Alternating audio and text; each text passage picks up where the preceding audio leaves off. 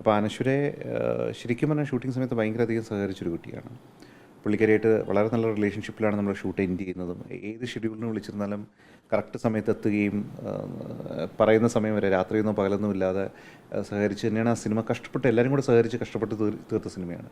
പക്ഷേ ഇതിൻ്റെ ഒരു പ്രൊമോഷൻ സ്ഥലത്ത് വന്നു. പ്രൊമോഷൻ എന്ന് പറഞ്ഞാൽ സ്പെസിഫിക്കലി പറയുകയാണെങ്കിൽ ഇന്ന് ഇൻസ്റ്റ വഴിയാണ് ഏറ്റവും കൂടുതൽ ഈ ആർട്ടിസ്റ്റുകൾ അവരെ പോസ്റ്റ് ചെയ്ത് ചെയ്യുന്നത്. അപ്പം പാട്ടും ട്രെയിലേഴ്സും ഒക്കെ ഇൻസ്റ്റയിൽ വരാനായിട്ടുള്ള സമയമാകുമ്പോൾ ഓരോ ദിവസവും റിലീസ് ചെയ്യുമ്പോൾ ഇന്ന് ഇത് റിലീസാവണം, നാളെ റിലീസ് എന്ന് പറയുന്ന സാധനങ്ങളൊന്നും ഇൻസ്റ്റയിൽ ഇടുകയോ ആ സമയത്ത് വിളിക്കുമ്പോൾ പ്രതികരിക്കാതിരിക്കുകയോ ചെയ്യുന്ന ഒരു അവസ്ഥയുണ്ടായി. അത് ശരിക്കും പറഞ്ഞു കഴിഞ്ഞാൽ നമ്മുടെ ഒരു ബിസിനസ്സിനെയും ആ സിനിമയുടെ ഒരു എക്സ്പെക്റ്റഡ് റീച്ചിനെയും ഭയങ്കരമായിട്ട് ബാധിച്ചു. നമ്മളൊരു ആർട്ടിസ്റ്റിനെ വെക്കുമ്പോൾ നമ്മൾ ഏറ്റവും കൂടുതൽ അവരിൽ നിന്ന് എക്സ്പെക്റ്റ് ചെയ്യുന്ന അവരുടെ ഒരു പെർസോണ അല്ലെങ്കിൽ അവരുടെ ഒരു പോപ്പുലാരിറ്റിയും കൂടി ഇതിൽ മാറ്ററാണല്ലോ.